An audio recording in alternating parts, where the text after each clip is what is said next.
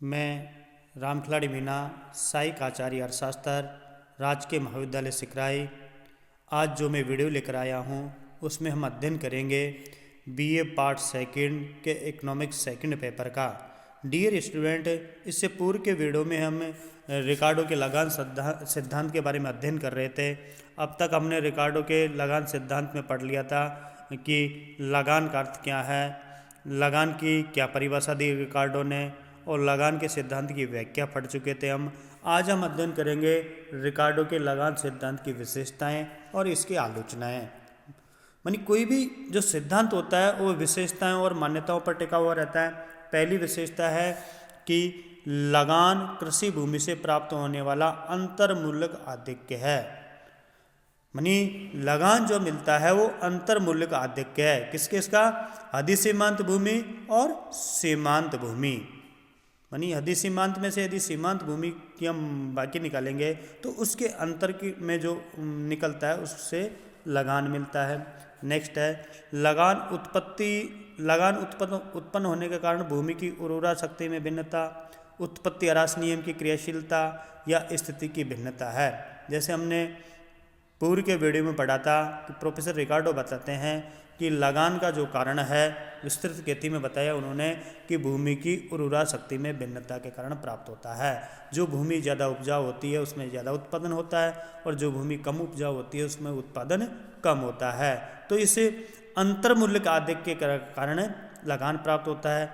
दूसरा, उन्होंने गहन खेती में उत्पादन ह्रासी नियम के कारण लगान बताया। उन्होंने बताया कि एक ही भूमि के टुकड़े पर या एक ही खेत पर हम ज्यों ज्यों श्रम और पूंजी की मात्रा बढ़ाएंगे त्यों सीमांत उत्पादन घटता जाएगा। तीसरा, उन्होंने स्थिति की भिन्नता के कारण भी लगान बताया कि जैसे हमने बताया था आपको कि भूमि की स्थिति के कारण भी उसके लगान में अंतर आ जाता है। जो भूमि शहरी क्षेत्र में है उस पर लगान अधिक होगा, जो ग्रामीण क्षेत्र में है उस पर लगान कम होगा।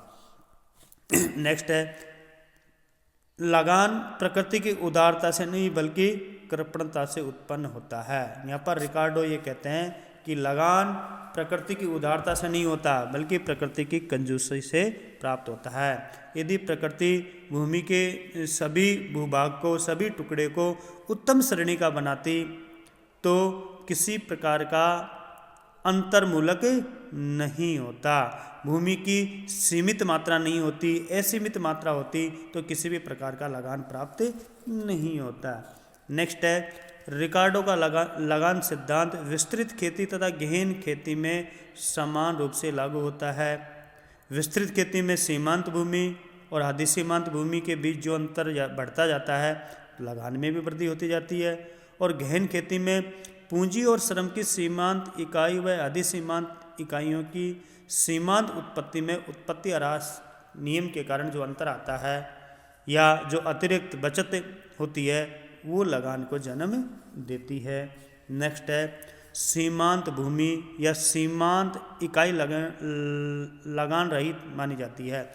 जैसे हमने कल भी पढ़ लिया था कि सीमांत भूमि या लगान रहित इकाई वह भूमि होती है जिस पर सीमांत उत्पादन और सीमांत लागत दोनों समान रहती है। माने जितना उत्पादन होता है उतनी लागत आ जाती है। नेक्स्ट है बाजार में मूल्य का निर्धारण सीमांत भूमि या सीमांत इकाई की उत्पादन लागत से होता है। और चूंकि सीमांत भूमि अथवा इकाई लगान रहित भूमि होती है अतः लगान मूल्य में सम्मिलित नहीं होता, अर्थात लगान मूल्य को प्रभावित नहीं करता। यहाँ पर रिकार्डो ये कहते हैं कि मार्केट में जिस वस्तु का उत्पादन किया जाता है उसकी कीमत लगान रहित जो उत्पादन होता है, लगान रहित जो भूमि होती है उसी के आधार पर तय होता है। तो कीमत में लगान शामिल नहीं होता और नहीं लगान कीमत को प्रभावित करता है। नेक्स्ट है लगान अनुपार्जित आय है। मानी लगान भूमि के स्वामी को मिलती है जो उनके बिना किसी प्रयास के, बिना किसी प्रयत्न के उसे लगान प्राप्त होता है। इस वजह से लगान को अनुपार्जित आय कहा गया है।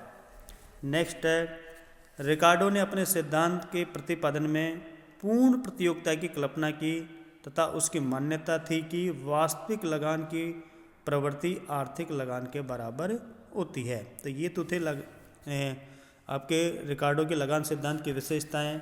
अब हम पढ़ेंगे रिकार्डो के लगान सिद्धांत की आलोचनाएं। यानी उपयुक्त विशेषताओं के बावजूद भी, उपयुक्त खूबियों के बावजूद भी कुछ विद्वानों ने रिकार्डो के सिद्धांत की आलोचनाएं की, जिसमें हम पहला लेते हैं, भूमि की मौलिक एवं अविनाशी शक्तियों की धारणा भ्रमात्मक है। जैसे रिकार्डो ने लगान की परिभाषा में बताया था कि लगान भूस्वामी को भूमि की मौलिक और अविनाशी शक्तियों के कारण प्राप्त होता है, लेकिन व्यवहार में हम देखते हैं कि भूमि की मौलिक और अविनाशी जो शक्तियाँ होती है ये भ्रमात्मक होती है। इसको हम समझ नहीं पाते, इसमें हम भेद नहीं कर पाते।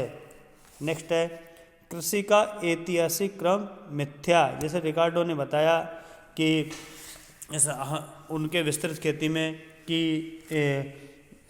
कुछ लोग एक सुनसान जगह पर जाकर बसते हैं और सबसे पहले उपजाऊ भूभाग पर खेती करते हैं, फिर उसके बाद में कम उपजाऊ भूमि पर खेती करते हैं, उसके बाद फिर उससे कम उपजाऊ भूमि पर खेती करते हैं। तो ये जो क्रम उन्होंने बताया वो व्यवहार में संभव नहीं है, ये क्रम एक मिथ्या है। नेक्स्ट है, लगान भूमि की उपजाऊ शक्ति में भिन्नता के कारण नहीं बल्कि भूमि की उपज की सुलभता के कारण होता है। रिकार्डो का लगान सिद्धांत केवल ये बताता है कि एक श्रेष्ठ भूमि का लगान घटिया भूमि की अपेक्षा अधिक है। क्यों? यह सिद्धांत यह नहीं बताता कि लगान क्यों उत्पन्न होता है।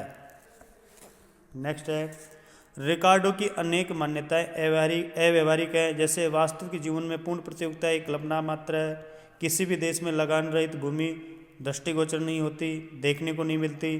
तीसरा सिद्धांत दीर्घकाल की कल्पना पर यह लागू नहीं होता, अनुपयुक्त होता है। नेक्स्ट है, लगान न केवल भूमि से प्रभावित होता है पर यह स्वयं भी मूल्य को प्रभावित करता है।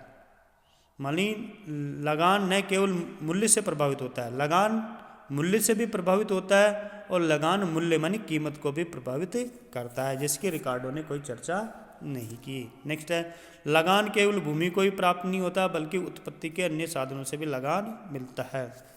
रिकार्डो ने बताया अपने सिद्धांत में कि लगान केवल कृषि क्षेत्र से प्राप्त होता है, लेकिन व्यवहार में लगान केवल कृषि क्षेत्र से नहीं मिलता बल्कि उत्पादन के जो अन्य साधन हैं, श्रम, पूंजी, साहसी, इनको भी लगान प्राप्त होता है।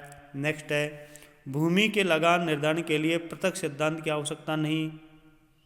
रिकार्डो ने भूमि के लगान निर्धारण के लिए पृथक सिद्धांत दिया, जबकि आधुनिक अर्थशास्त्री के अनुसार मांग और पूर्ति का सामान्य सिद्धांत उत्पत्ति के सभी साधनों के मूल्य निर्धारण में प्रयुक्त किया जा सकता है, उसके लिए अलग से सिद्धांत की आवश्यकता नहीं है।